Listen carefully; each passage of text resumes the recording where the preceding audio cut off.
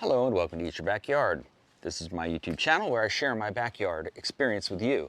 Now, we recently had a bit of a storm that blew through, near miss for a hurricane, and one of the things that happened was that this papaya, this Hawaiian papaya tree, was snapped over. And now I'm wondering, I've never tried this before, if it will regrow once it has been completely sawn off. I mean, the whole thing snapped and it was brutal, like ugly above there, so I just sawed it off to the best part of the tree and wondering, or the plant rather, and I was wondering if it would grow back. It sure has. It's got sprouts on both sides, so we will see. Problem is, it seems like this is hollow. Ooh, look at that. Okay, well, there's critters in there, so I don't think I'll go too far, but it looks like it's almost sealed off. I wonder how that'll go. If you have experience with that, let me know. I'd be interested to know. If you're not subscribed to Eat Your Backyard yet, please do so. Also, check out my original music channel called Jedi Jingle Maker. Hey, let's pick some greens for the rabbits. Stay tuned for the next short.